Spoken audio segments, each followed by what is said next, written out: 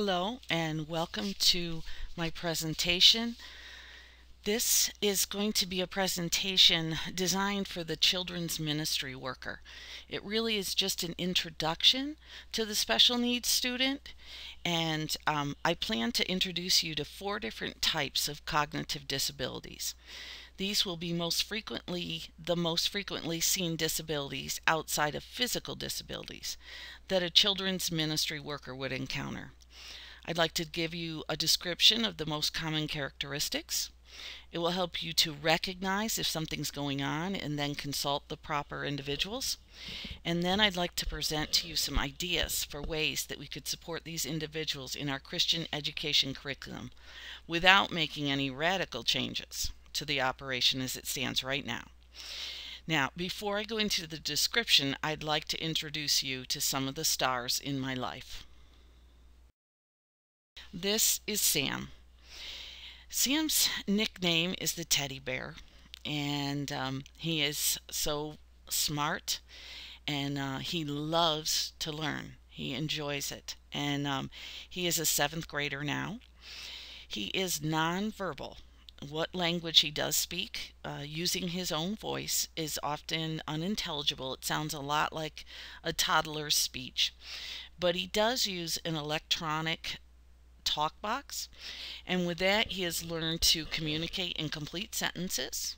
That includes adjectives, and then he can also express his emotions with it. Sam can actually go to McDonald's now and order independently what he wants, and as a matter of fact, he is quite the celebrity at the McDonald's on Montgomery and Weller. And as you can see in these pictures, he has a service dog.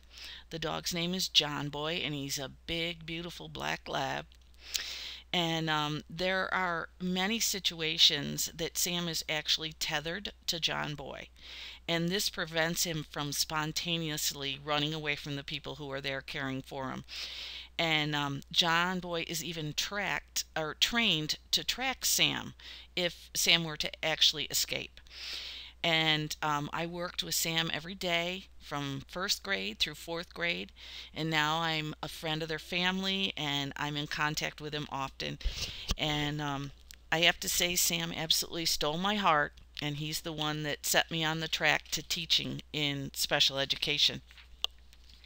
Now there's another group I'd like to show you, a group of young children, and they were in a program called the Young Athletes Program. It was kind of like a pre-Special Olympics, and it really was a program to enrich their growth and development, which are just so important with children with disabilities.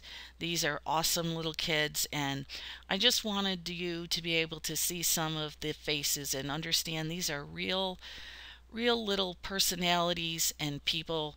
They are children created by God, known by God, planned for by God, and has a purpose for their lives. And so I just wanted you to get a little glimpse into my world. And now I want to start off with describing some of these special needs. I'm going to deal with these 4 areas. I want to concentrate on them because I feel these are most prevalent in our community, not including physical disabilities. You're going to encounter these most often in your Sunday school classes or in children's church. So it will benefit you to be able to recognize some of the features of each of them, and many of them have overlapping features, but being able to identify if there's a need going on and then seek the proper people to get support to create a satisfying relationship. I want to deal with autism first. Autism falls under the label of autism spectrum disorders, and that runs from the very minimally affected to severely affected. Now there's a saying in the autism community, and it goes like this: if you've met one person with autism, you've met one person with autism. Even though many of the characteristics are the same, it can be shown so differently in each individual. It's a very complex disorder, and the people with autism can be drastically different in symptoms, but yet the dysfunction falls in the areas of communication, speech, and sensory integration. Very formal definition of autism. What I'd like you to pull out of this definition are the highlighted areas: that it is a neurological disorder that affects the normal functioning of the brain. When they look at the brains, they actually look different and they function differently. And typically, they show difficulties in verbal and nonverbal communication, social interactions, and leisure or play activities. Behavior with autism is usually not straightforward. People who work with autism are constantly examining the motivation behind the behavior. So it's really important when we realize that they have these difficulties in communication and interaction and play, that it's about behavior, and we need to find out what is the motivation behind that behavior. That's why we examine aggressive behaviors. Kicking can just be a means to tell someone that the lights are too bright, or throwing a chair could mean I don't understand how to do this math problem. So these situations are usually not as clear-cut as it sounds. So then we study them using a variety of methods to determine the motivation behind these behaviors. So let's go into the specific characteristics. And like it says there, they're most evident in the areas of speech and communication. Now, a lot of autistic children have no fear of danger. They don't understand what the cause and effect, what the consequences could be of their actions. So they don't react to the danger in the way that they normally should. Now, they can be over or undersensitive to pain. So many of these children are undersensitive, and so they can be very sick or very hurt before you would know that anything is wrong with them. They may avoid eye contact with you, and this is one of the areas where it can be the exact opposite, where you might see a child with autism that can't stop looking at you to the point that it's inappropriate. So you see the extremes of behavior where they're being inappropriate. A lot of times they like to be by themselves. They don't seem to have a need to be close to someone else. And they have difficulty expressing what they want or what they need, like if they're hungry or they need to go to the bathroom. A lot of times they might try to use gestures or pulling you towards what it is that they're trying to get you to help them with. Can echo words or phrases. They repeat back to you what they say. They don't have what they call creative speech. So if you ask them, what'd you do this weekend? They might just repeat back, what'd you do this weekend? They know that saying something is appropriate, but they don't know what to say. So they just know that that's what they heard. That sounds good. Let's say that. They may have inappropriate attachment to objects.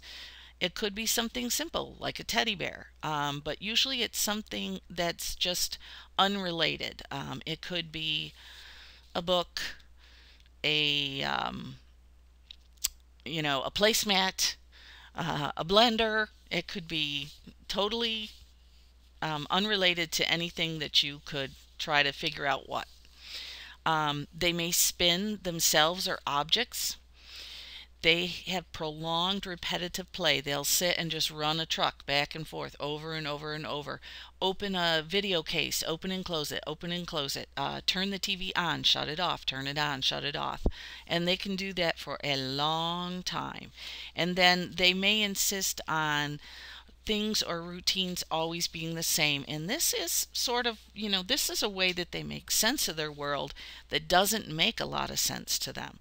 So, but they can be very rigid about it. If every day you come in, you turn on the light, sit down your coffee cup, and take your coat off, and then one day you don't take your coat off, they could have a full-blown tantrum and you have no idea why, and it's because you didn't take your coat off. That's how they know that it makes sense. That's what you're supposed to do, and this day you didn't do it. They may exhibit inappropriate laughing. So, you're talking about something serious and all of a sudden they have a laughing outburst. Tantrums for no apparent reason, like I just discussed, generally involves something sensory or something like that in their routine that to us we don't see anything different. But they are very, very visual, and they will see small details that we just don't even recognize. And that can be very anxiety provoking and cause these tantrums. They might avoid affection, cuddling, interaction, of a intimate nature, where you want to be hugged because you're crying, and they don't generally want to have that. They don't like to be touched on the head a lot, touched on the back, hold hands, things that you might take for granted with a child. They might have behaviors where they are hurting themselves. They'll bite their hands. A lot of times you'll see great big calluses build up on their hands where they've been biting their hands. They'll hit themselves in the head with their hands. They'll hit their heads against the wall or a desk. Again, not exactly sure why. Somehow we think it might relieve a type of stress or anxiety that they have. And they just have an overall difficulty interacting with others socially. Now, the other part of autism falls into the spectrum is Asperger's. And this is on the very high functioning end. It's a very mild autism, very high functioning. And by functioning, we mean the ability to be independent. Most of these kids are fully included in classrooms. They do the regular coursework. So they're functioning independently, but they have a lot of problems in social interaction. They have restricted, repetitive, and stereotype patterns of behavior. Same type thing. If I say, how was your weekend? They say good. Then I'm supposed to say, how is your mom? And they give an answer. And so they might have a very strict pattern of the way things are supposed to be done. Again, socially. They have difficulty with eye contact, facial expressions, and social gestures. You're standing there talking to them. They are not making eye contact with you. They don't read your facial expression. You might be telling them by your facial expression, it's, I've had enough. I don't want to talk about trains anymore. They're going to miss that body language. So consequently, they have poor peer relationships. These kids, especially in elementary and teen years, can have very lonely existences. A couple more be lack of spontaneous sharing with others. They just don't know that might be rude. Lack of give and take. Preoccupation with certain interests and subjects. These are the individuals that will know every minute detail of a train schedule or airplane schedule. One kid that I knew every the time and the flight number of all the flights that left Cincinnati airport. It'll just be certain things that they have an interest in and they are totally absorbed into it.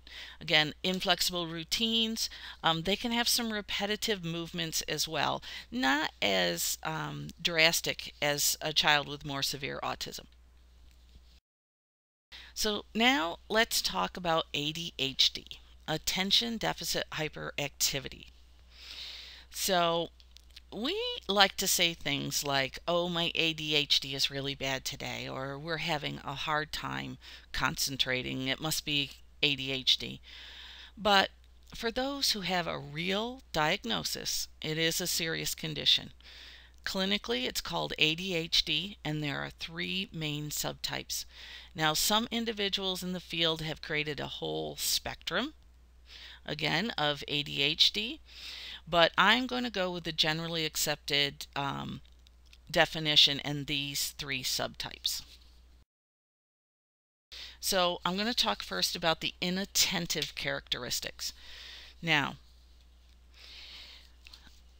when we look at these features, we might think, well, that could be just me on a bad day. But what we're talking about is an individual that cannot help but to do these things. Even when they work really hard and they say, oh, I'm going to pay attention, you don't see a significant change. You may have these types of things happen to you, but you generally make adjustments and avoid them for the most part in the future. But this doesn't happen with these individuals. You might say, well, okay, use a plan book so you don't forget your homework. Well, then they forget to use the plan book.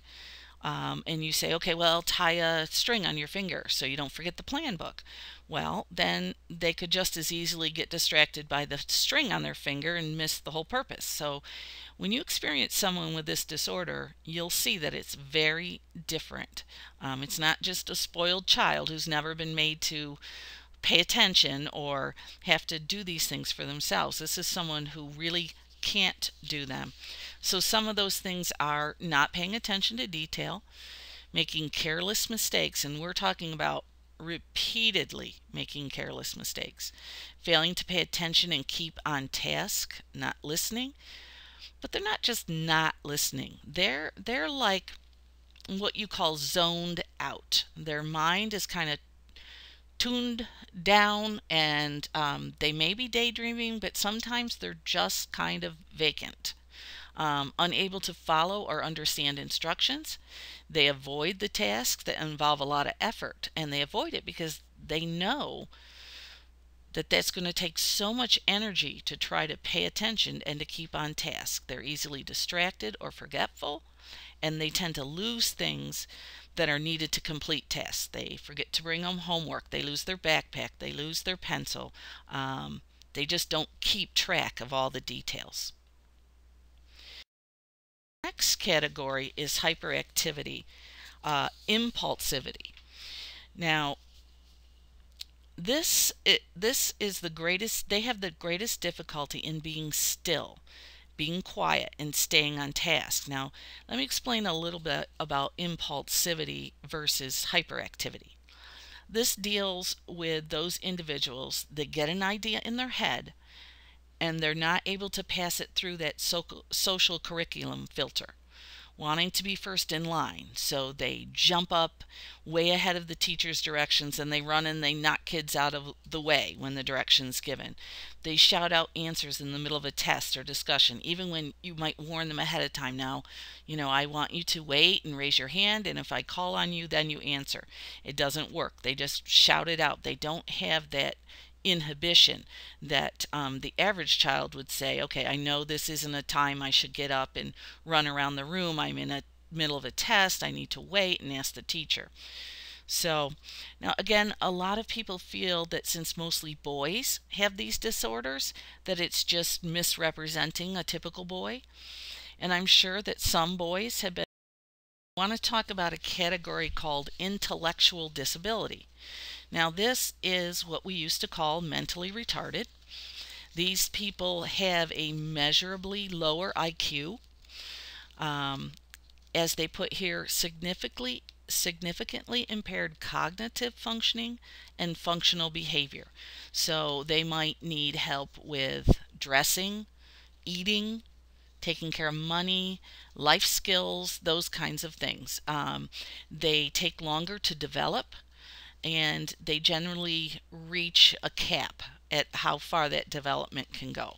Most of these that fall into this category are Down syndrome, but now we have some of the other syndromes coming along, like fetal alcohol, that have very similar, where you have a measurable decrease in IQ. Now, The other category I want to talk about is the specific learning disability. Now, because they're on the both on the same slide, I'm not saying that they're similar. I'm just saying they're both called an intellectual disability. A specific learning disability, they do not generally have a problem with an IQ. As a matter of fact, as in most of these cases, many times they have normal to above normal IQ.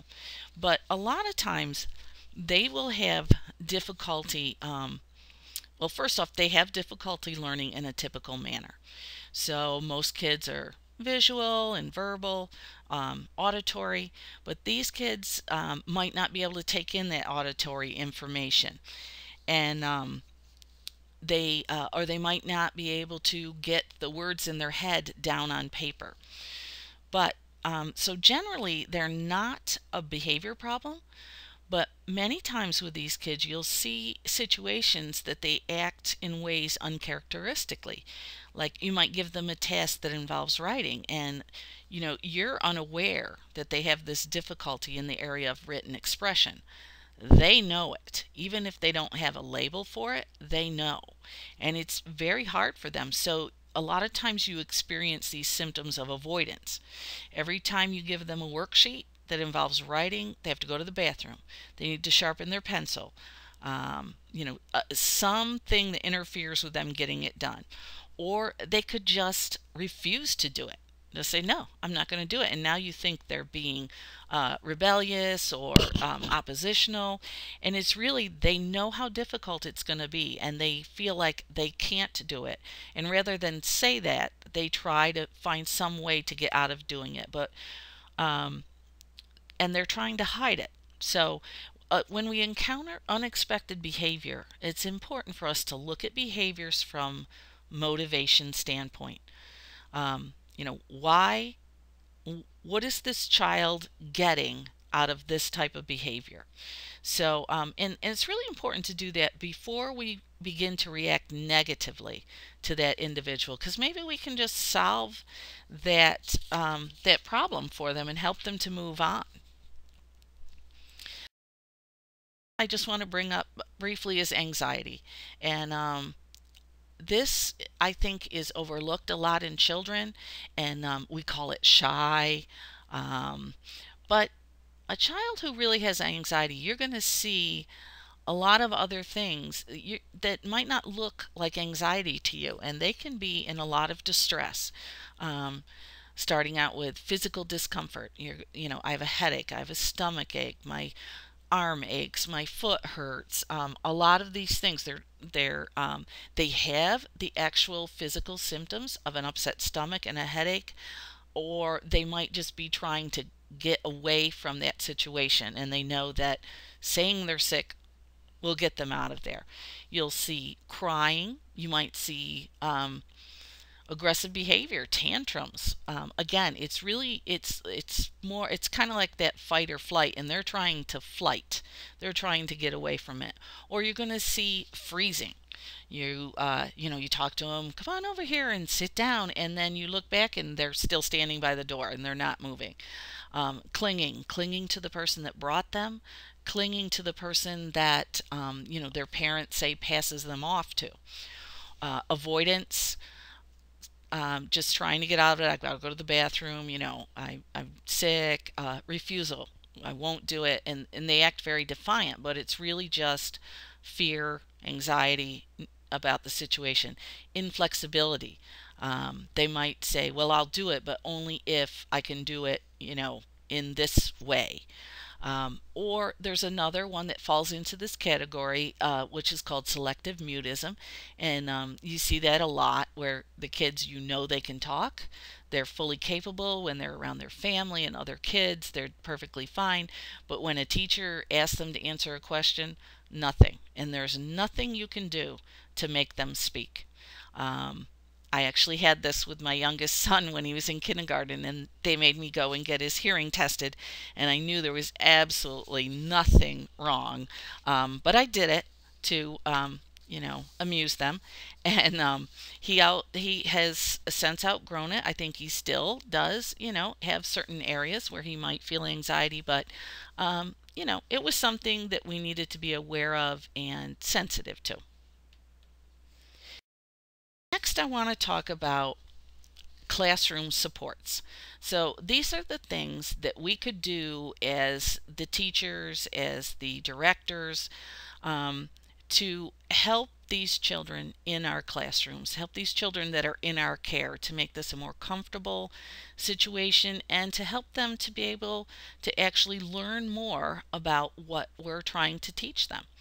And so there's four things that I wanted to talk about: the parent intake form, visual schedules, which I'll explain that, sensory accommodations, being aware of their overactive sensory systems and things in the classroom that could actually be uncomfortable for them. And then the use of multimedia like computers and iPads, iPhones, um, just things like that, that actually research shows that it helps especially special needs children to better learn the information and retain it. So what you want to get from this parent intake or information form is the nature of the disability, an actual diagnosis if it is available, but sometimes that doesn't really help us because it doesn't tell us. If you just say autism, you have no idea what that could actually mean, what that could look like for this child. So then we have to get down to more of the details. Most importantly, what you can expect from this child. Then what works well and what you should definitely not try. Likes and dislikes. So the bathroom, how do you want them to manage the bathroom? Can they do it independently? Do they need assistance? If they need assistance, what will it look like? With a parent? With the parent only? With an adult? With a peer? And what about a helper in the room? Do they want their child to have a helper? And what should that look like? Do they want them to just be in the room? Do they want them to sit next to them and see to their every need? Do they want them to just prompt them, like reminding them where they should be? There's just so much to it that we need to find out from the parents. And then after that, the director can sit down and decide how we can best deliver the message of the gospel to this child. So let's take a look at another church's intake. So here's an example, and the arrows are pointing out some important information that we should gather. Arrow 1 points to likes and dislikes. Like on here it's listed foods, music, books, activities, people.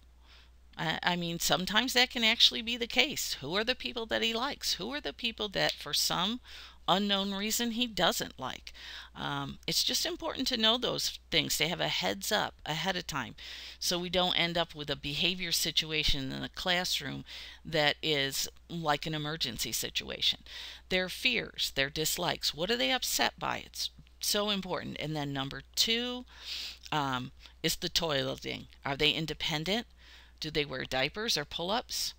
And any special instructions that we need to know about the way that they handle it at home. Certain things he's never experienced or she's never experienced. It's important. And then we can go over to the other side. Arrow number 3 is communication. Now, are they verbal? Are they nonverbal? Do they understand verbal directions? Can they read? Can they understand written directions? Reads and writes. Uses sign language. That's a big one, and there's a lot of debate about sign language. Some people think, oh, this is perfect. They're nonverbal. Let's do sign language with them.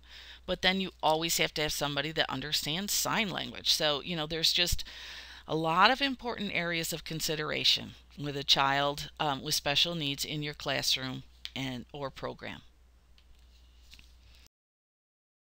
So that brings me to the next subject of supports, which are visual schedules. Um, Many special needs students do not process auditory or verbal information well. So adding visual support can improve communication with them. Many of them are already used to a visual system at school. It's called PECS, and that stands for Picture Exchange Communication System. They give you a picture of the bathroom. You realize they need to go to the bathroom. They give you a picture of lunch. You know they're hungry. And it can get much more complicated than that, but those are just some basic things. And so it's just a way that allows them to see what you're saying and ask or tell what they need to say. So, another element of the classroom or the group that is very important for a special needs student is structure and routine. It would be really great if teachers could develop a set structure to their class time, such as, we start with prayer, then we do offering, then we do the lesson, then an activity or a game, then a snack, then we go. Now, within these sections, the content can be different, obviously, from week to week, but the structure would stay the same unless there's a special activity or a guest or something. And then, if you're using this visual schedule, you can put another picture in there that says special activity or special guest, and then the student knows that something different is happening. And the other very important icon when we're talking, or picture we're talking about, is a break card. Sometimes they can get overwhelmed and they just need to get out of the noise or get out of the light, or some particular activity was just too much for them. And so they need to go to, a quiet place, calming place, not very interesting though, or they'll always want to take a break and go to that place. And then the other would be a bathroom card or a picture for them to tell you that they need to be excused for the bathroom. So now I want to focus in on these schedules, and I want to take a look at some of the schedules and visuals that we could very easily use.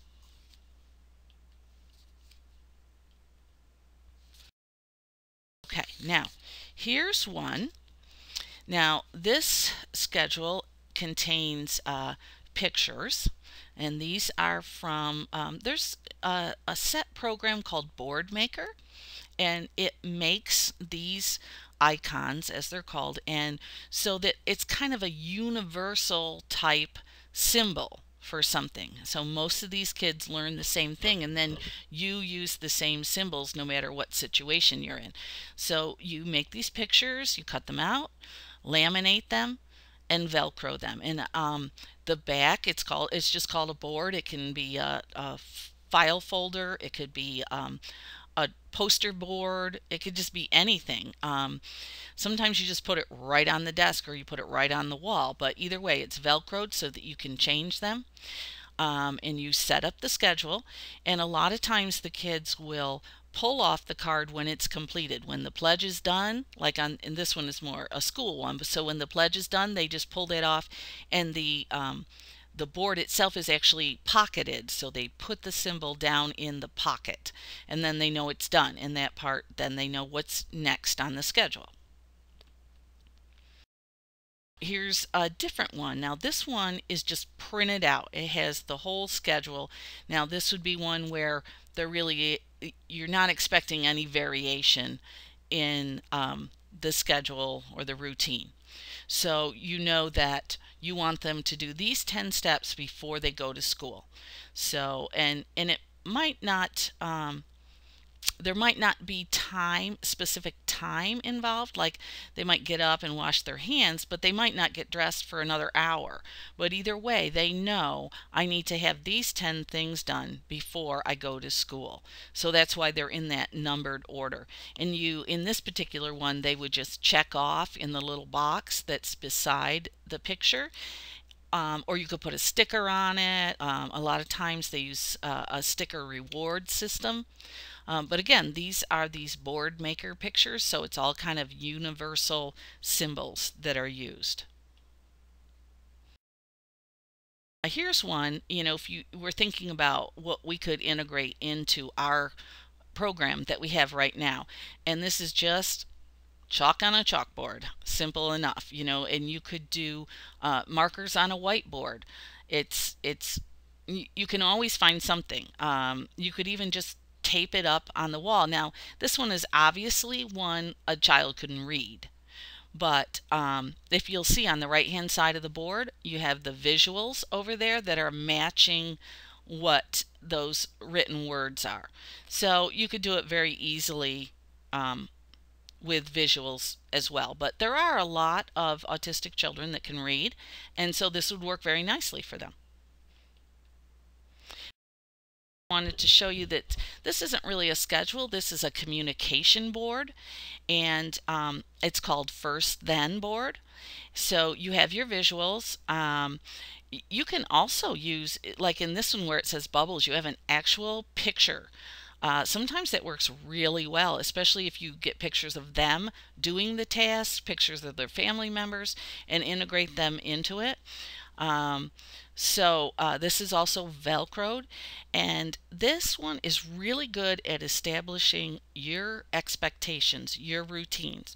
So children with autism have a hard time dealing with concepts of time.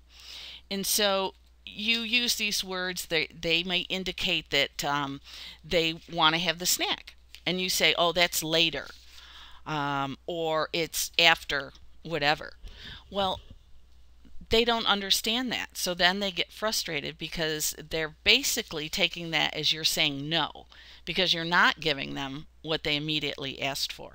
So this really teaches them, and you use your visuals and you use the verbal along with it, and they begin to realize that what this is saying to them is, I will get what I asked for, but it comes after whatever it is that you need them to do next. And sometimes we even have boards that have first, then. So even if it's 2 tasks away, but you're establishing expectations. I expect that this will be done before you get what it is that you're asking for. And that way they learn to put off and be able to wait. And so this is a really good way to establish communication. What I want to talk about is sensory accommodations.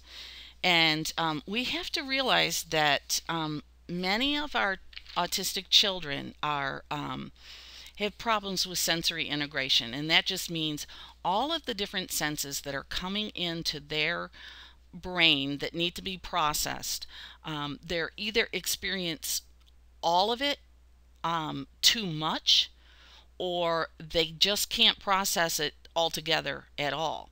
And so many things that are helpful are to have low lighting in the classroom, as low as you need. A lot of times there's 2 banks of big fluorescent lights where you can do very well with just one, and that might help. Natural light is actually much better for children with special needs, because a lot of them can actually see the flickering that happens in the bulb of a fluorescent light. The sound, a lower volume, or giving a warning that, okay, there's going to be a really loud noise when we do this activity, something that they know, or, I'm going to turn on the radio now, so they know that a different sensory experience is going to happen. And then there's the tactile. Either they can be where they seek a tactile experience, or they can be where they don't want any at all.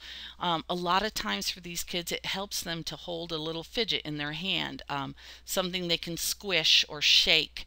And when I say be conscious of parent information, and this is where I'm talking about likes and dislikes, sometimes they can be very particular about what they like to touch. They might not like rough surfaces. They might not like smooth surfaces. You just don't know, and the parent can provide you with that information. So in that way, you could help them by not providing materials that they have to work with that would be adversive to them. And then providing their own snack, because a lot of them will have um, aversions to different experiences in their mouth. They don't like smooth, slippery things. They don't like crunchy things. It just all depends. They don't like anything where the textures are mixed.